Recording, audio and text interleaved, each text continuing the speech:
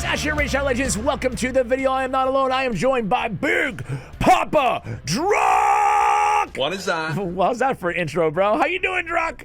You have the best intros, Ash. You get me hyped up every single time, man. It's good to see you, dude. I want like a WWE, WWF style. I want to go like old school, you entering the ring. But anyway, how you been, man? I know that you shared with your viewers, so I'm not oversharing here, but you went through some surgery. You took a few days off. How you feeling, man? I'm so happy to have you back here on the channel. Yeah, man. Yeah. You know, surgery is not fun, Ash. Surgery is not a fun time. You heard it here first.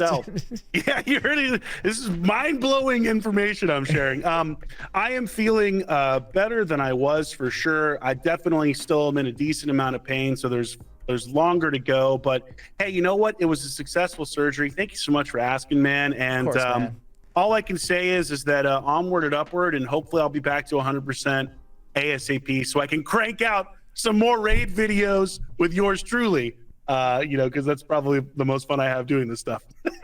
Dude, it's the feeling is mutual, and I'm sure we speak for a lot of players here. So we're gonna get to it here. We're gonna do some really fun one here, and these are secrets that Plarium doesn't want you guys to know, right? These are things that, frankly, I wish that I knew. We talked about this a little bit off air.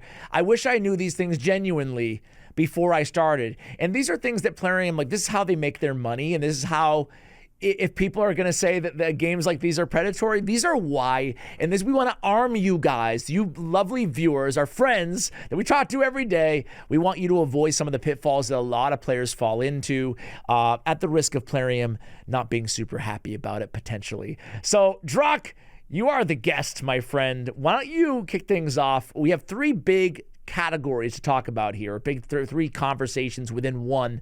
So what do we have first?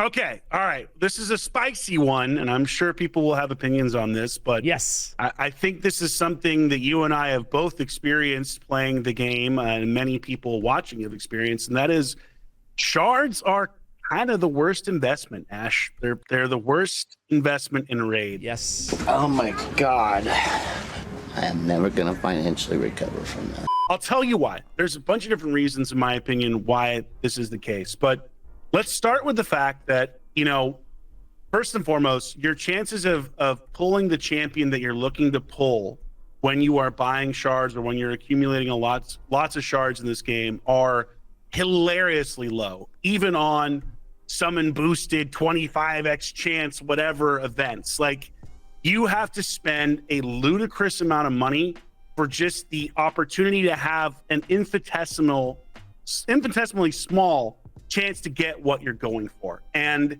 it just isn't worth the return on investment, in addition to, because the fact that, frankly, yeah, it'd be awesome to have every incredible, mega awesome champion in the game, but you're better off having better gear anyways. So yes, you'd rather have a more mediocre champion that has great gear than have the best champion ever that has really bad gear because you didn't have energy to do dungeons or whatever else, depending on where you are at in the game. Because, you know, it just depends where you're starting. But you just don't get a good return on the amount of money that shards cost relative to what you end up, you know, receiving. Yeah, I completely agree. So shards, I mean, the first thing you want to do is you want to pull that slot machine lever or whatever they pull. You want to try to win big. You want to get that legendary. You want to see the legendary gold. You watch your YouTubers who always get only legendaries, and you want to have that too, right? And I get it, but there's so many pitfalls of shards in this game. We're not saying, by the way, right? I don't think you're saying that you never pull a shard ever, right? No. It's part of the game. It's part of the game. But the relationship that you should have with shards in Raid Shadow Legends should be a cautious one. Because, A, when you're starting the game from a new player's perspective, especially anybody new watching this video right now, you really want to focus in on a few champions, right? You know, some of these download links nowadays too, man, you're getting like legendaries and 18 epic champions, and that's great. I think it's cool, you know, they're really good ones out there. However, you always want to like start with your starter. You want to build around them. And if you're spreading your resources too thin, it's not a good idea. And then you get to the end game, to your point, right? Because you get to the end game and you get these really frankly, they're a bit predatory, the escalating odds or the double odds, the progressive chances, because it's a 15x, 20x, 25x. And what it does is first of all, there's so many damn champions in this game that you're very unlikely, even at a 15, 20, or 25x, to actually get the legendary, if you even do get a legendary to begin with. And then it's unlikely to be that one. And the psychological trick here, Drock, is that, and I'm sure you've thought this too, right? Like, is when you get the 20x, you're like, oh, I didn't really plan on spending any more money or opening any more shards, but I've got a 20x now. I've got the escalating, right? Yeah. So they give you a little carrot to spend more.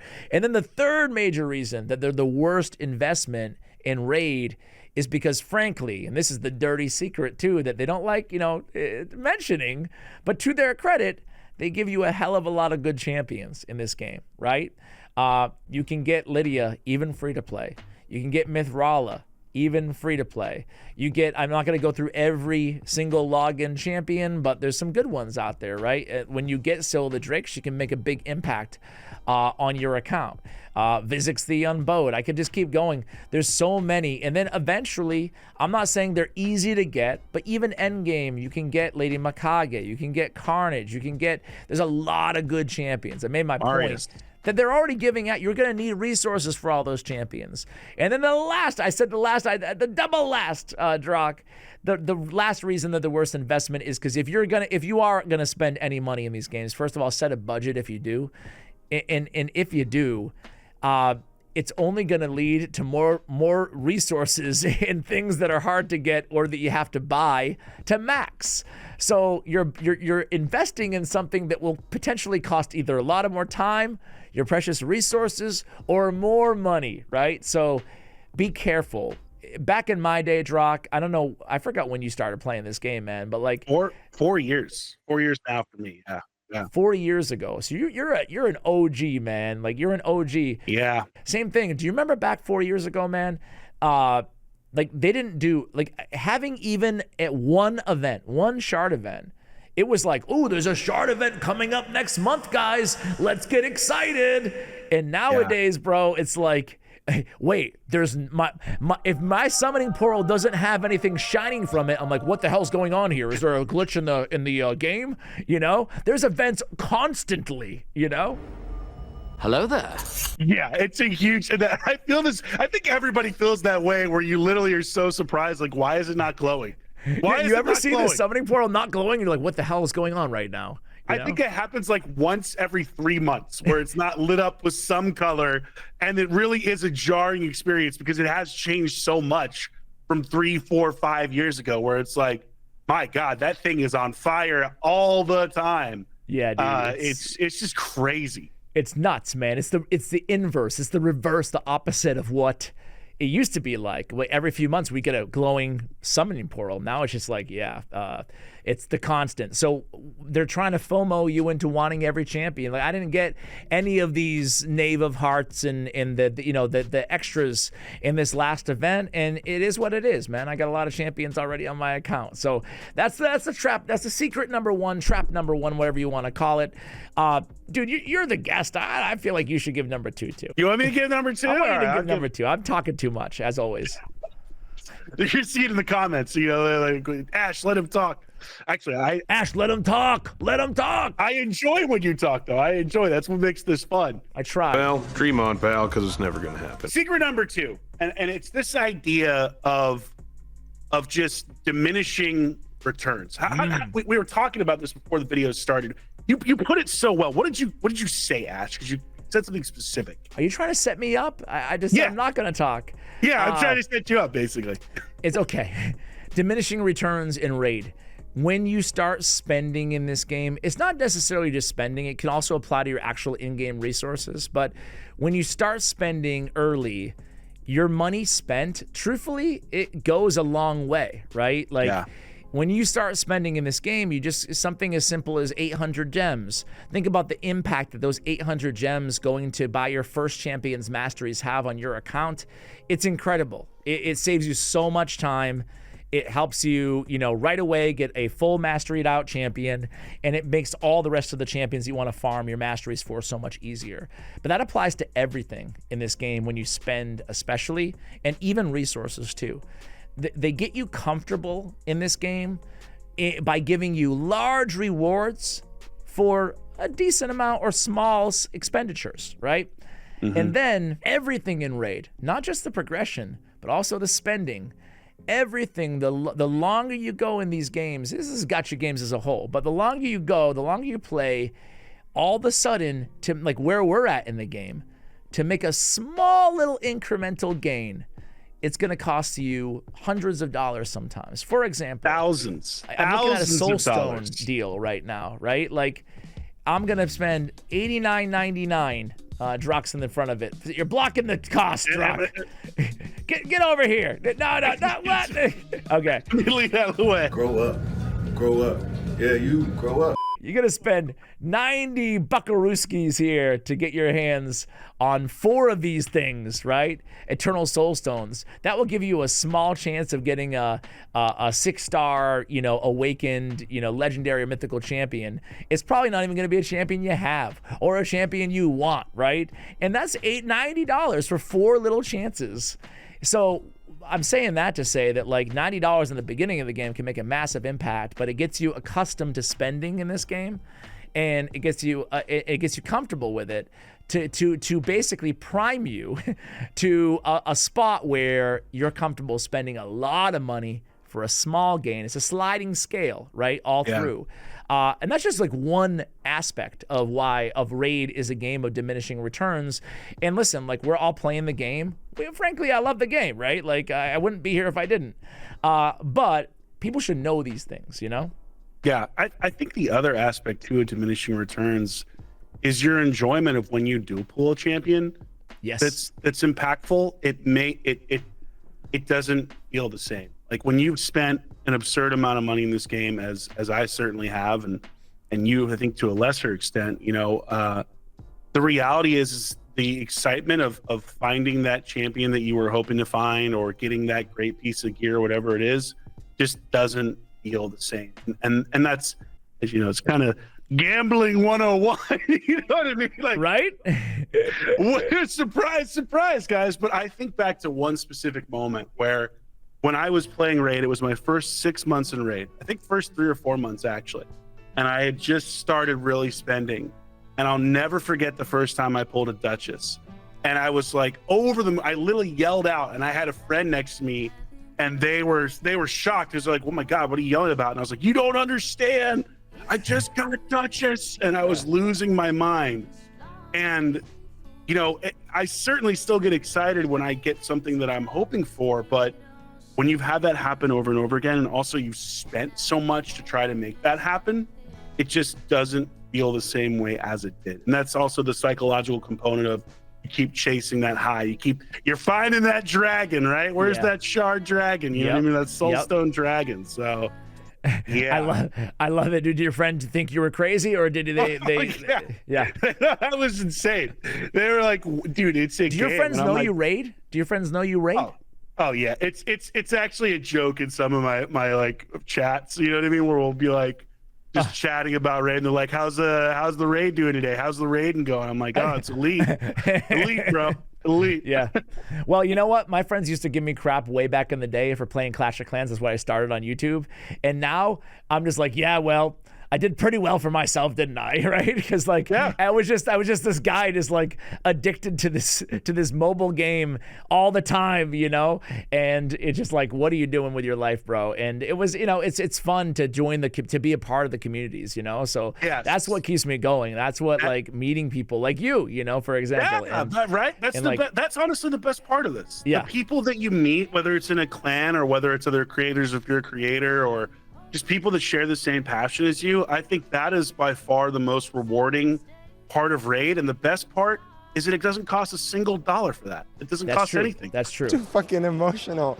I'm sorry for swearing. I'm sorry, but it's diminishing returns I think that, like, hopefully no one disagrees with that one. That one's in every aspect. Even if you're an endgame player, not even the excitement of pulling a legendary, but just the fact that, like, it's hard to even pull a legendary that you want, when you get to the endgame, right?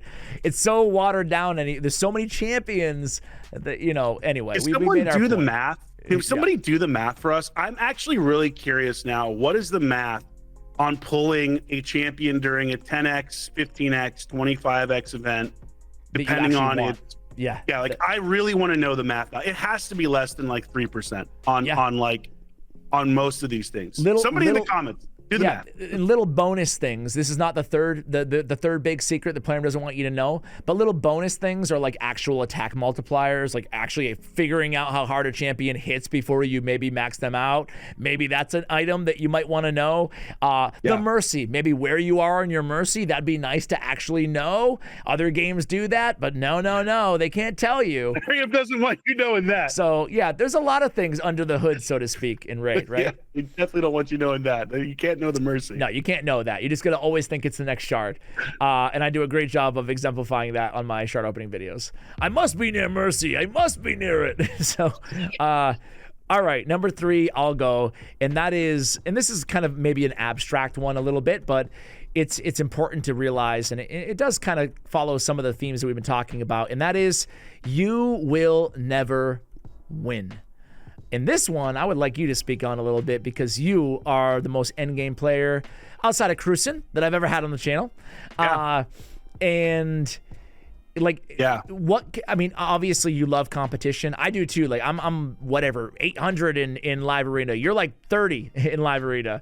I was top 10 at one point. Yeah. Top 10. So like, you must have had a point of realization where you're just like, it doesn't, because you might have, 7 maxed out, fully maxed out mythicals or whatever, and then someone comes in with 18 copies fully blessing it out with mythical relics of every, like whatever, There's always somebody who's going to be better than you, and you're never going to be number 1 in this game, and even if you are, it will be very fleeting, right? Yes, that's I think the biggest thing that I had to really realize. So, when I was at my peak in live arena, I think I got up to like 7th or 6th overall, and it was a really fun feeling of like, I'm good at this game. I've obviously spent a lot, and we have to be completely honest about that. If you're trying to do arena, you're definitely a spender. If you're at the high level, it's impossible to be otherwise. And that's the reality is, I had a lot of fun doing it, but I never was the person who had spent the most. There were definitely people who had always spent more than me, and I could realistically maybe compete with them sometimes. But the thing with Plarium and with Raid is at some point, they're going to introduce something that breaks everything and that costs an obscene amount of money to keep up. And that's what happened to me. I was at a point in live arena where I had spent enough to where I was competitive. There were people that still had +4 Tauruses and I never did, or anything like that. But then they introduced mythicals. Then they introduced pinpoint. There are these like inflection points, and they come at prescribed moments in time where it doesn't matter what you've done before. It doesn't matter how much you've spent before. You are not going to be able to compete because someone is going to whip out their credit card and spend more. And the reality is, people that play this game at the ultra high level, some of them, what they do for a living, they have more money than you'll ever see in your lifetime. And once I realized that kind of changed how I felt. In terms of, I didn't care as much about being top 10 in the arena. I had gotten there. I proved that I could hang. There were plenty of videos that showed me using intelligent strategy to beat somebody, and of course a healthy dose of RNG, hopefully in my favor and not theirs. But it just got to a point where I just thought to myself, what is another $5,000 going to do? What is it going to accomplish? It's just going to change. And the next one is probably going to be void mythicals, right? Yeah. We know they're coming. It's going to happen at some point. And by I say we know they're coming, we haven't been told this.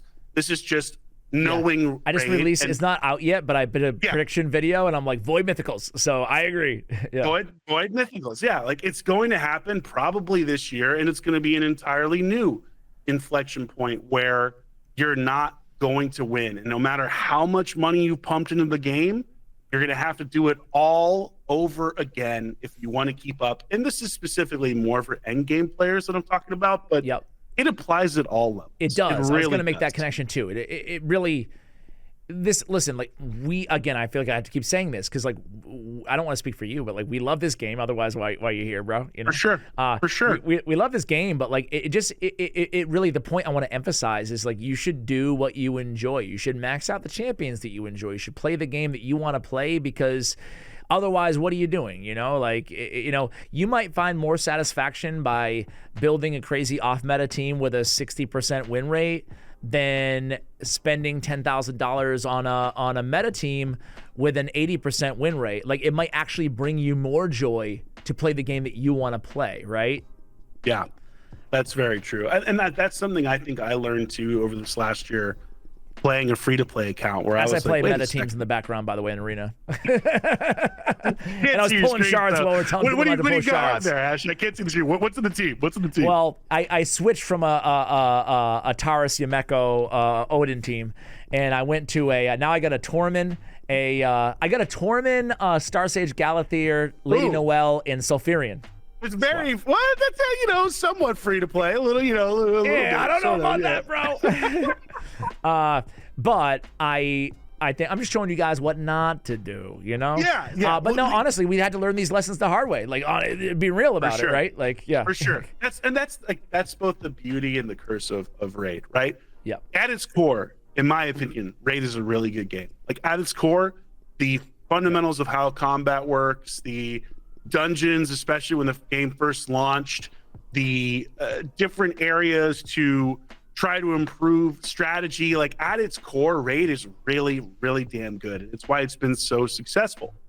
But double-edged sword, the downside of it is it's very easy to get sucked into wanting to invest more and more, both money and time, into a game instead of just enjoying it for what it is. And you and I are both 100% guilty of this. So I hope people understand this is a conversation from experience, right? I also don't like, I'm taking the conversation all over the place here. We're going free form right now. This is great. This is great. I also don't like apologize for spending money, right? Like I don't mind to spend I look at this as entertainment, man, and like I could be spending it on a million other things, but that's why I said earlier, and I don't judge anybody who spends whatever the heck in this game, like to each their own. As long as like I just think it almost behooves us to give pretty common sense advice as reminders, because I like reminders in life, but that's why I said set a budget and stick to it. Even if it's a big budget, stick to the budget, because games like this, you got to understand Plarium has a whole team of people thinking about how they can basically trick you into spending more money than you're comfortable with, right? So like,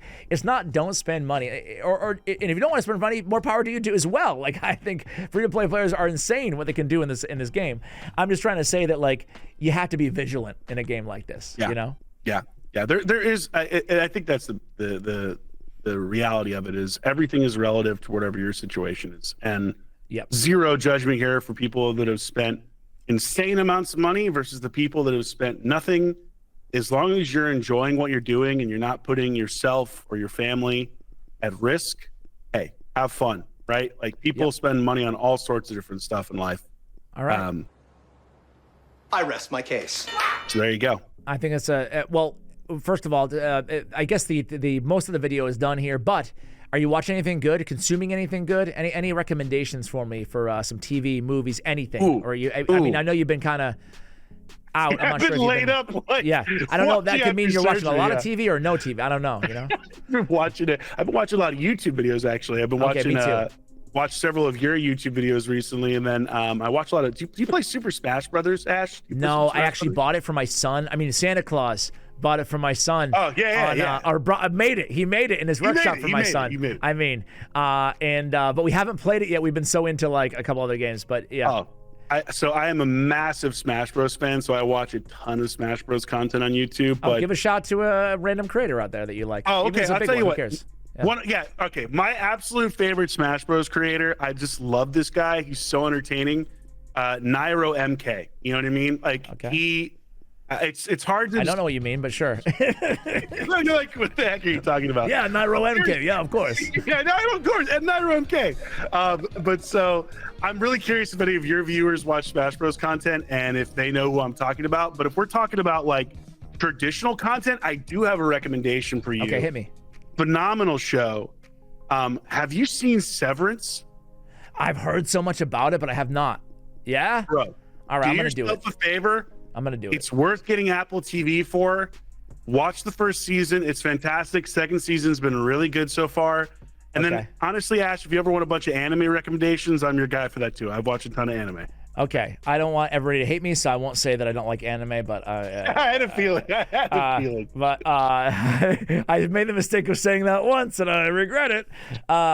So what was I gonna say? I watched a new O.J. Simpson documentary on Netflix. It's actually really good. I've seen like all of them. Of course, there's a billion of them, but the new one is really good. I forgot the name of it, but it was good. I like courtroom, not drama, obviously, but like I like courtroom focused documentaries, and I really like that. Also, I have you ever seen White Lotus? Yes, it's so good. It's coming back in like a week. You want or to hear something like that. crazy? Yeah. I took acting class with one of the people on that first season. Oh, who? What one? I forgot all their names, but like describe them. Jake Lacey, the husband, the guy that plays Alexandra Daddario's husband. Ah, darn it. Maybe I don't remember season 1 as well as I thought I did. The blonde hair, good-looking guy in the first season.